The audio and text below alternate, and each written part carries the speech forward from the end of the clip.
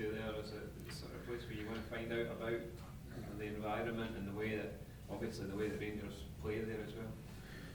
I know how they play. I've seen enough of them now. And so once the game starts, just a game of football. That's it. But it'll be something that I'll try to see what it's about and what it's like. But when the whistle goes, it's different. You're oblivious to everything. But if we get a good result there, then we'll enjoy it again. We'll enjoy it with the fans. It was a really stretch away as the second place team. It was quite tight, up until a couple of months ago. When you look at Rangers, what about them seems to set them apart from the likes of Kilmarnock, Aberdeen, Hibs, Hearts?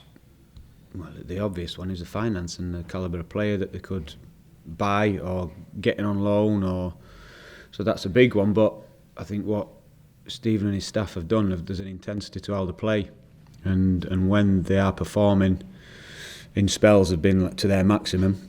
They've been really good to watch, really difficult to play against, and probably a Hearts game away is a good example of that, where they can blow a team away in a short space of time, and then they can take the foot off the gas if they like, or they can just stroll in. I think probably one of Stephen's criticisms might have been that they've not been able to hit those levels often enough, or when they have not got the goals to kill the team off. So we're wary of that. We're wary of how dangerous they can be, but also we think we've always got a chance. We bother about how we perform, how we set up, and if we do that, we'll give anybody a game. But you've got to show them the respect and know that, like I say, on the day, they're a really difficult team to play against. Alfredo Morelos is available again after suspension this week. How much of a different prospect are they with him up front than with Jermaine Defoe leading the line? Well, we've not played yet when Jermaine's been there. We've obviously played when Morelos played, and then they went to two up top against us at the end to try and score a goal. But they've not missed him. That is a fact. So he'll be hungry. He'll be desperate to get on the pitch in whatever way he can to win back probably the faith and the trust in the players and the staff there. So he'll be one hungry player. We know that. So I suppose either way though, it's a pretty daunting task. A guy with 29 goals or Jermaine Defoe with all that he's achieved in his career. Yeah, but you're just naming the two there. But it's the team. The team's been fantastic. Fredo's been out and the team's been on fire, scoring goals for fun, performing really, really well. So either way, it's not going to change our setup. Just going on from that, do you expect him to start? I'd be guessing, wouldn't I? Would I expect? No, if I was guessing. Just on the basis of how well Jermaine's done. Yeah. But then you've also got that hungry player desperate to get in. But that's me guessing from the outside. I don't know what was said regarding him getting sent off. I don't know. So there may be other issues there where there's discipline, let's say, earn that trust back. You don't know. Do you think are you sort of alluding to the fact that it could be a bit of a risky move? What? Starting with Morelos? Not really bothered. I'm honestly not. Like I said, we know how we'll set up, and whether he's in or he's not won't make any difference. Your unbeaten league run at the moment continues. It's really turned into something that the guys are motivated by and really trying to hold on to. We honestly not mention it. The only time I speak about it is with you guys, and they're probably the same if you ask them. But it is important, don't get me wrong, because it's that momentum, it's a reward for the hard work, and the fact that we're disappointed with only a point in the last game, shows that we're not thinking about that. We want the 3 points in every game, and you've got to put it to the back of your mind, because all we want to do is try and win this game. And if we're going there thinking, no, we don't want to get beat, we'll be setting up totally different, and that's not the case. So I'd rather go there with our game plan in how we want to try and win the game and what we think's right, and if we execute it, brilliant. But I'm not bothered about defending an unbeaten run. You've not had too many setbacks since coming in, so how big a disappointment was it not to win that game last week? Such a commanding. Yeah, disappointing, but it's a lesson learned, definitely, and we know that. But it's going to happen. Those things happen all the time. So we've been fortunate enough where we've not had too many of them because of how we performed. Sometimes it's not always in your control, and we know that. But you have to, as you say, you have to be ready for it. You have to bounce back, and I think probably this is arguably our toughest game so far. How much of a carrot is to say to the boys that if you get a result on Sunday that the team have gone through the season without having lost to Rangers? Is that something that you can use to motivate the boys? No, we want 3 points to get closer to Kilmarnock. That's it. And that's probably back to your question. We could have been 2 behind, we're now 4 behind. They're in the driving seat.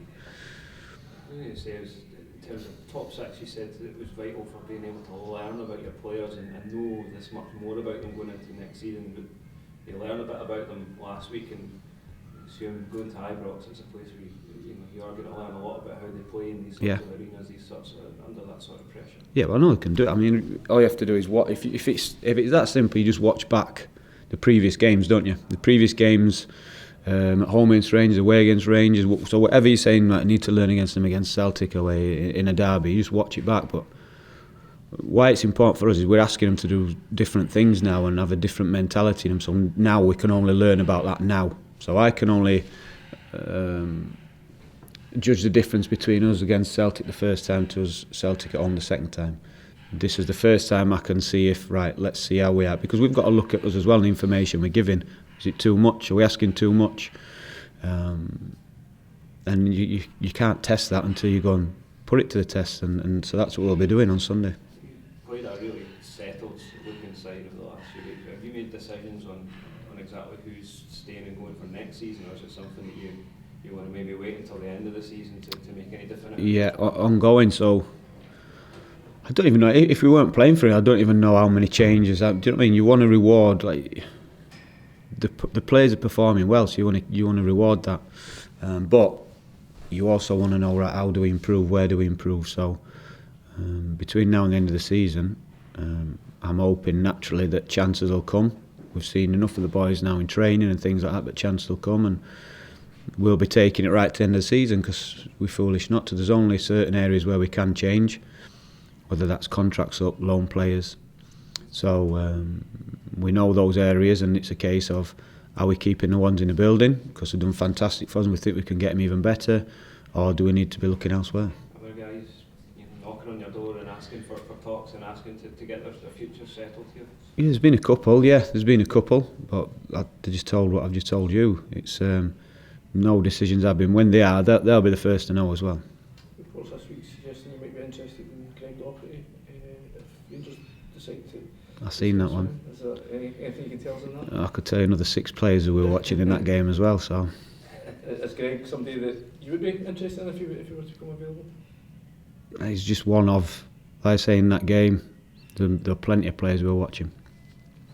So you're on about Coventry, Shrewsbury, yeah? That game, yeah. The comments that you made post-match, you said that the official swore at you and you would have knocked his teeth out if it had happened anywhere else. Do you regret saying that now? No, and it is. If you want, we'd just be speaking about, because we can imagine afterwards. I see all the headlines. I'm thinking, oh yeah, black and white. The words you think.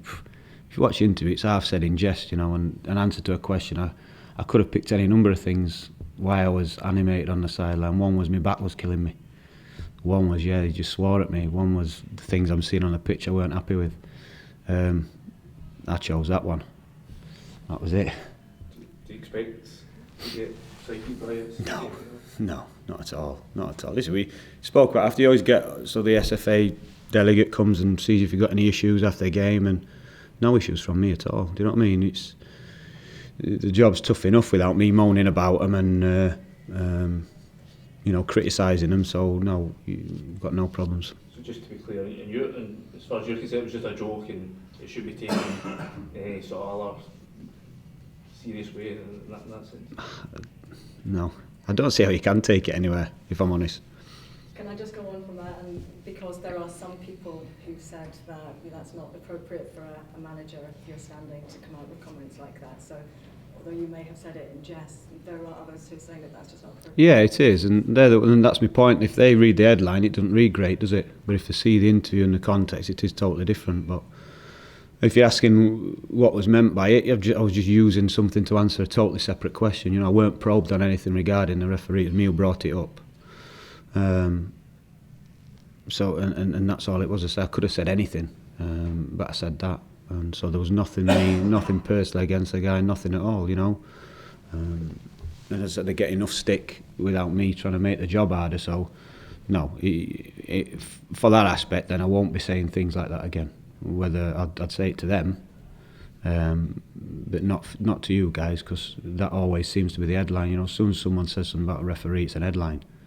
So no, for that, I don't want to make the job hard. I want to make the job easier. I know that you said that you don't expect to be cited, but I'm guessing from that you haven't heard at all from the SFA. No. Team news, any ins or outs, injury-wise? No, we've been pretty healthy of late. We've got Boiler and Ryan, who are still out for a while, and we're looking to get back in next season. Everyone else has been training really well now for a couple of weeks. It's been healthy. It's been good. Liam Dempster the other day said that Scottish football was ready for its first Open League game as a footballer. What are your thoughts on that? Yeah, it'd be a big deal though. We've seen it in other sports, rugby in particular. And it's not a football issue; it's a social issue. So it's a social issue, and the way football is regarded and the social demographic of football means that it would be a massive deal, without a doubt. But football's ready for it, yeah, 100%. What about the players? Are the players ready for it? I mean, how difficult would it be for a player? I don't know. I mean, I think you'd struggle to find a player now who didn't have a gay friend or family member.